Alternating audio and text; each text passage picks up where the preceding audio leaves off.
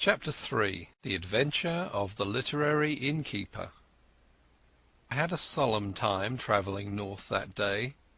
It was fine May weather, with the hawthorn flowering on every edge, and I asked myself why, when I was still a free man, I had stayed on in London and not got the good of this heavenly country.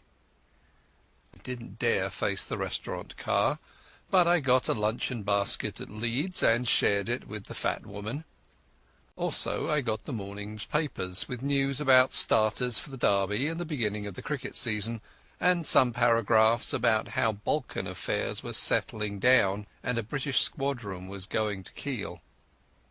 When I had done with them I got out Scudder's little black pocket-book and studied it. It was pretty well filled with jottings, chiefly figures, though now and then a name was printed in. For example, I found the word Hofgaard, Luneville, and avocado pretty often, and especially the word Pavia. Now, I was certain that Scudder never did anything without a reason, and I was pretty sure that there was a cipher in all this. That is a subject which has always interested me, and I did a bit of it myself once as intelligence officer at Delagoa Bay during the Boer War. I have a head for things like chess and puzzles, and I used to reckon myself pretty good at finding out ciphers. This one looked like the numerical kind, where sets of figures corresponded to the letters of the alphabet, but any fairly shrewd man can find the clue to that sort after an hour or two's work, and I didn't think Scudder would have been content with anything so easy. So I fastened on the printed words, for you can make a pretty good numerical cipher if you have a keyword which gives you the sequence of the letters. I tried for hours, but none of the words answered. Then I fell asleep and woke at Dumfries just in time to bundle out and get into the slow Galloway train. There was a man on the platform whose looks I didn't like, but he never glanced at me, and when I caught sight of myself in the mirror of an automatic machine I didn't wonder. With my brown face, my old tweeds, and my slouch, I was the very model of one of the hill farmers who were crowding into the third-class carriages. I travelled with half a dozen in an atmosphere of shag and clay pipes. They had come from the weekly market, and their mouths were full of prices. I heard accounts of how the lambing had gone up on the Cairn and the Douch and a half-dozen other mysterious waters. Above half the men had lunched heavily and were highly flavoured with whisky, but they took no notice of me. We rumbled slowly into a land of little wooded glens, and then to a great wide moorland place, gleaming with lochs and high blue hills showing northwards. About 5 o'clock the carriage had emptied, and I was left alone, as I'd hoped. I got out at the next station, a little place whose name I scarcely noted, set right in the heart of a bog. It reminded me of one of those forgotten little stations in the Karoo. An old station-master was digging in his garden, and with his spade over his shoulder sauntered to the train, took charge of a parcel, and went back to his potatoes. A child of 10 received my ticket, and I emerged on a white road that straggled over the brown moor. It was a gorgeous spring evening, with every hill showing as clear as a cut amethyst. The air had the queer rooty smell of bogs, but it was as fresh as mid-ocean, and it had the strangest effect on my spirits. I actually felt light-hearted. I might have been a boy out for a spring holiday tramp, instead of a man of 37 very much wanted by the police. I felt just as I used to feel when I was starting for a big trek on a frosty morning on the high veldt. If you believe me, I swung along that road whistling. There was no plan of campaign in my head, only just to go on and on in this blessed, honest-smelling hill country, for every mile put me in better humour with myself. In a roadside planting I cut a walking-stick of hazel, and presently struck off the highway by a bypath which followed the glen of a brawling stream. I reckoned that I was still far ahead of any pursuit, and for that night might please myself. It was some hours since I had tasted food, and I was getting very hungry when I came to a herd cottage set in a nook beside a waterfall. A brown-faced woman was standing by the door, and greeted me with the kindly shyness of moorland places. When I asked for a night's lodging, she said I was welcome to the bed in the loft, and very soon she set before me a hearty meal of ham and eggs, scones, and thick sweet milk. At the darkening her man came in from the hills, a lean giant who in one step covered as much ground as 3 paces of ordinary mortals. I asked no questions, for they had the perfect breeding of all dwellers in the wilds, but I could see that they set me down as some kind of dealer, and I took some trouble to confirm their view. I spoke a lot about cattle, of which my host knew little, and I picked up from him a good deal about the local Galloway markets, which I tucked away in my memory for future use. At 10 I was nodding in my chair, and the bed in the loft received a weary man, who never opened his eyes till 5 o'clock set the little homestead a-going once more. They refused any payment, and by 6 I had breakfasted and was striding southwards again. The notion was to return to the railway line a station or 2 further on than the place where I had alighted yesterday, and to double back. I reckoned that was the safest way, for the police would naturally assume that I was always making further from London in the direction of some western port. I thought I had still a good bit of a start, for, as I reasoned, it would take some hours to fix the blame on me, and several more to identify the fellow who got on board the train at St. Pancras. It was the same jolly clear spring weather, and I simply could not contrive to feel careworn. Indeed, I was in better spirits than I had been for months.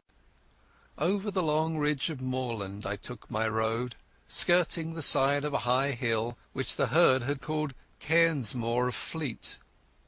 Nestling curlews and plovers were crying everywhere, and the links of green pasture by the streams were dotted with young lambs. All the slackness of the past months was slipping from my bones, and I stepped out like a 4-year-old.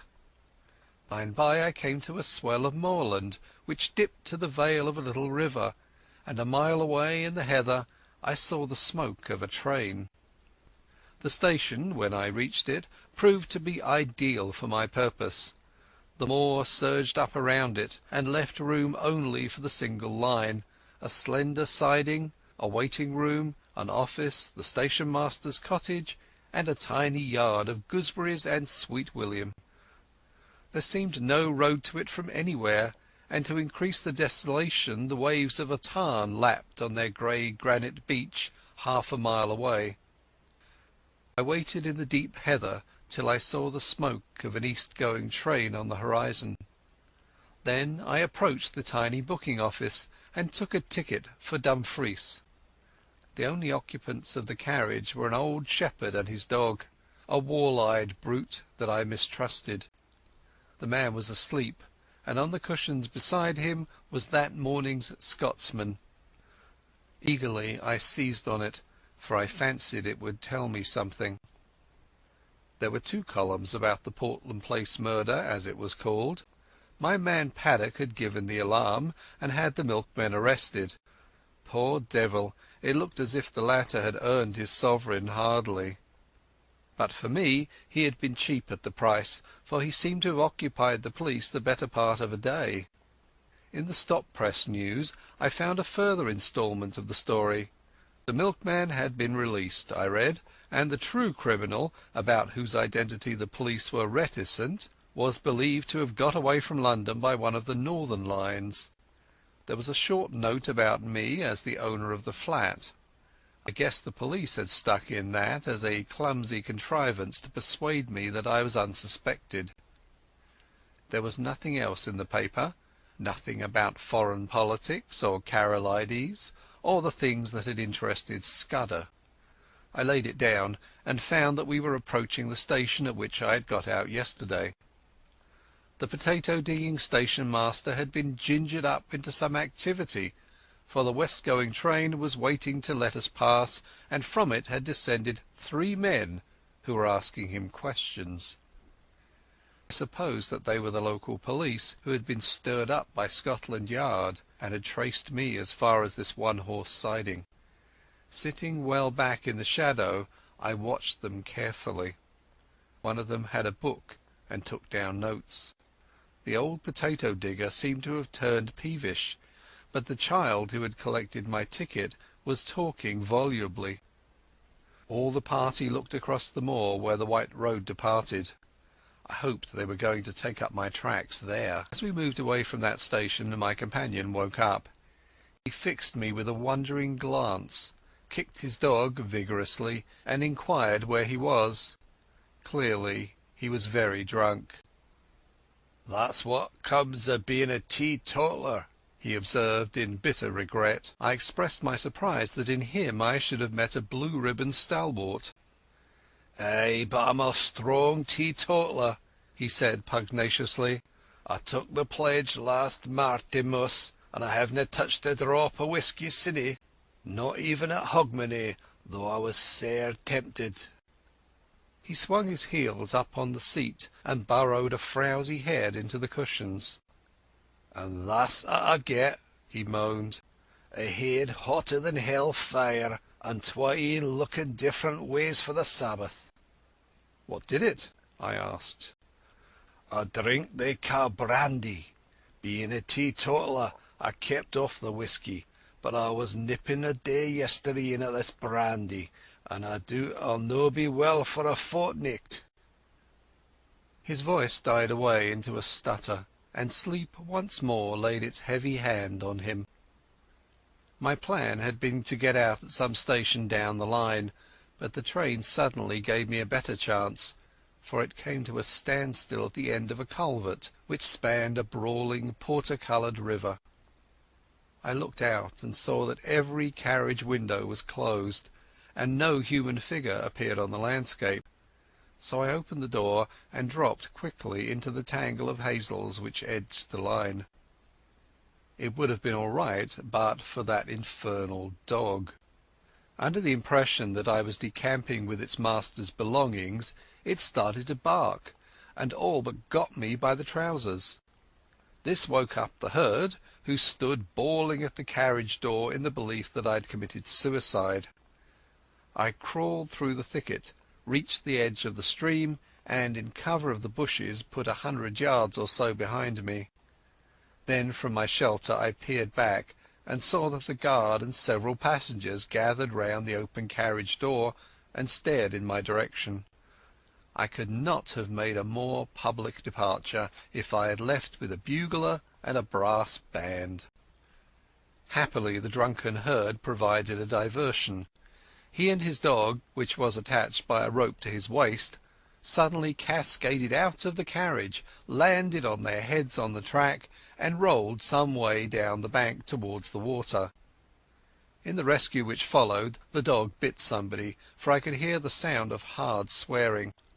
Presently they had forgotten me, and when, after a quarter of a mile's crawl, I ventured to look back, the train had started again and was vanishing in the cutting. I was in a wide semicircle of moorland, with the brown river as radius and the high hills forming the northern circumference. There was not a sign or sound of a human being, only the plashing water and the odd interminable crying of curlews. Yet, oddly enough, for the first time I felt the terror of the hunted on me. It was not the police that I thought of, but the other folk who knew that I knew Scudder's secret, and dared not let me live.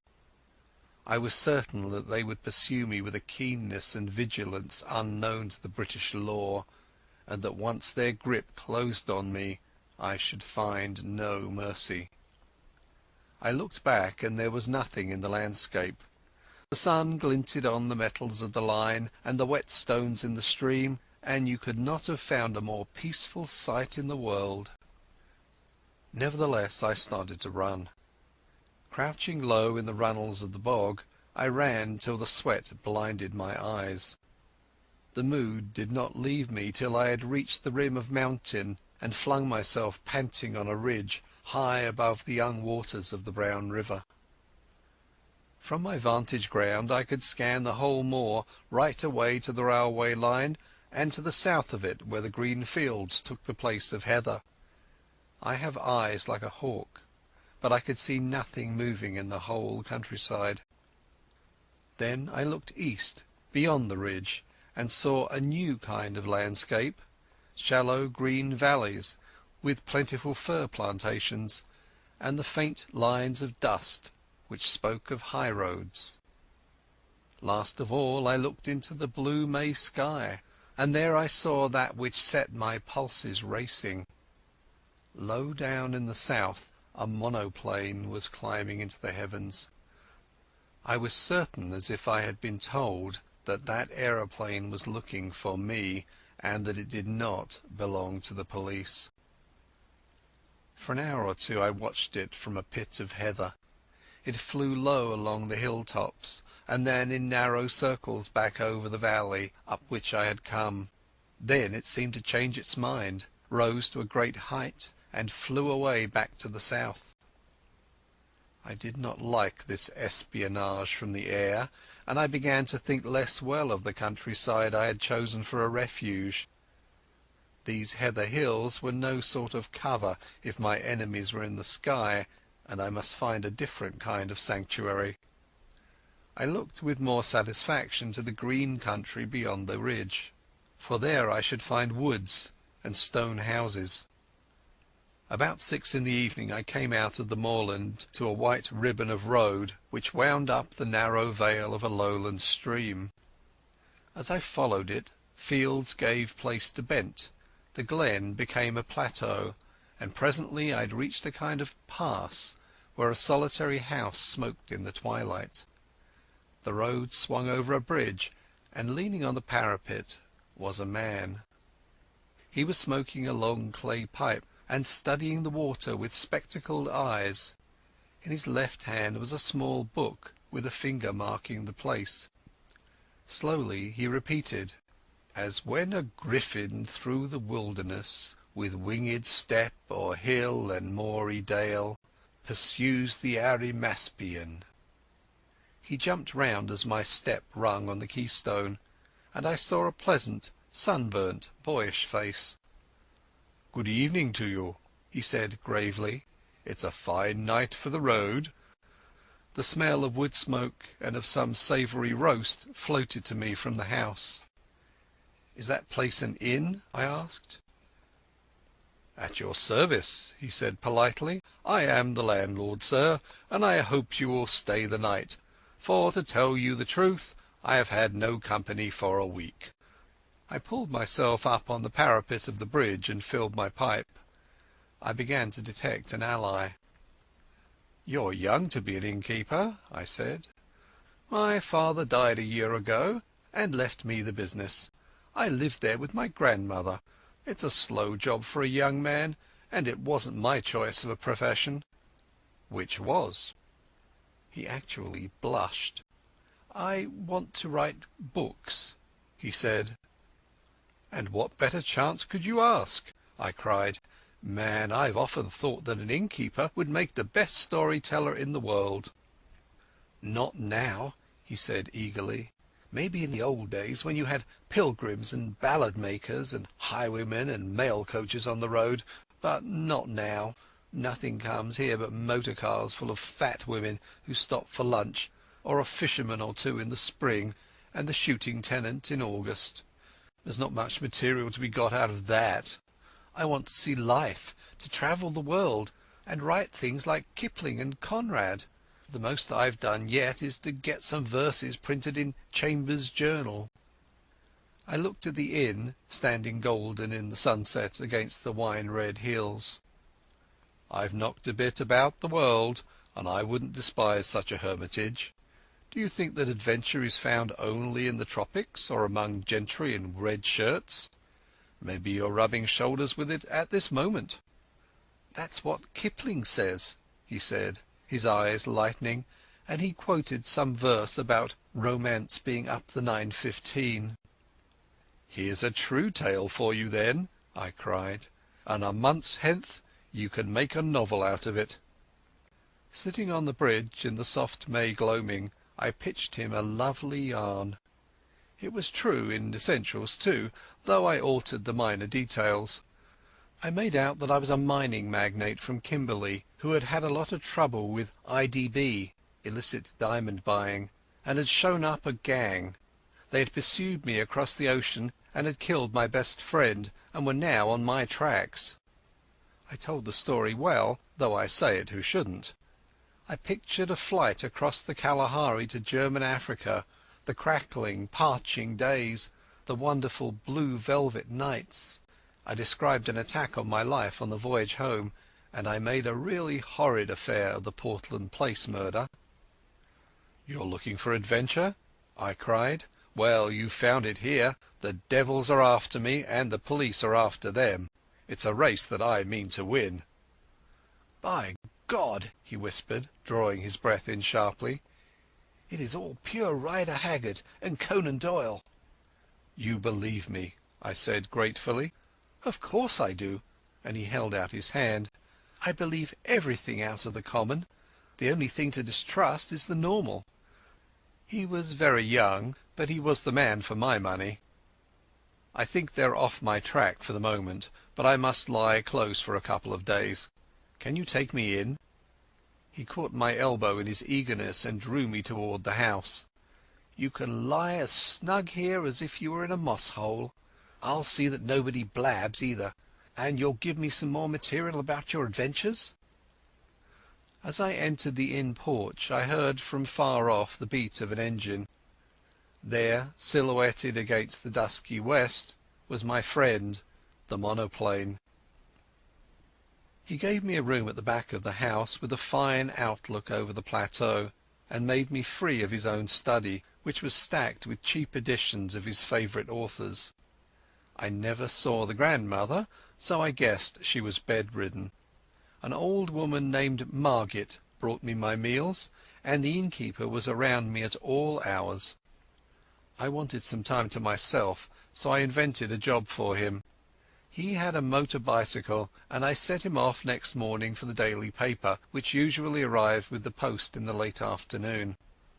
I told him to keep his eyes skinned, and to make note of any strange figures he saw, keeping a special sharp lookout for motors and aeroplanes.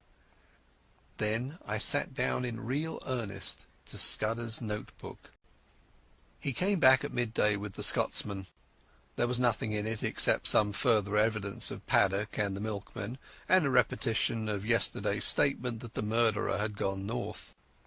But there was a long article, reprinted from the Times, about Karolides and the state of affairs in the Balkans, though there was no mention of any visit to England. I got rid of the innkeeper for the afternoon, for I was getting very warm in my search for the cipher.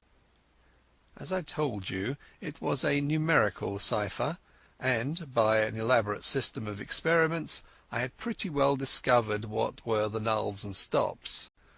The trouble was the key word, and when I thought of the odd million words he might have used, I felt pretty hopeless. But about 3 o'clock I had a sudden inspiration. The name Julia Czechenyi flashed across my memory. Scudder had said it was the key to the Karolides business, and it occurred to me to try it on his cipher. It worked. The 5 letters of Julia gave me the position of the vowels. A was J, the 10th letter of the alphabet, and so repeated by X in the cipher. E was U, XXI, and so on. Czechenyi gave me the numerals for the principal consonants. I scribbled that scheme on a bit of paper and sat down to read Scudder's pages. In half an hour I was reading with a whitish face and fingers that drummed on the table. I glanced out of the window and saw a big touring car coming up the glen towards the inn. It drew up at the door, and there was the sound of people alighting. There seemed to be two of them, men in aquascutums and tweed caps. 10 minutes later the innkeeper slipped into the room, his eyes bright with excitement. "There's two chaps below looking for you," he whispered. "They're in the dining-room having whiskies and sodas. They asked about you, and said they'd hoped to meet you here. Oh, and they described you jolly well, down to your boots and shirt. I told them you had been here last night and had gone off on a motor-bicycle this morning, and one of the chaps swore like a navvy." I made him tell me what they looked like. One was a dark-eyed, thin fellow with bushy eyebrows, and the other was always smiling and lisped in his talk. Neither was any kind of foreigner. On this my young friend was positive. I took a bit of paper and wrote these words in German as if they were part of a letter. Blackstone. Scudder had got on to this, but he could not act for a fortnight. I doubt if I can do any good now, especially as Karolides is uncertain about his plans, but if Mr. T advises, I will do the best I manufactured it rather neatly, so that it looked like a loose page of a private letter. "Take this down and say it was found in my bedroom, and ask them to return it to me if they overtake me." 3 minutes later I heard the car begin to move, and peeping from behind the curtain caught sight of the two figures. One was slim, the other was sleek. That was the most I could make of my reconnaissance. The innkeeper appeared in great excitement.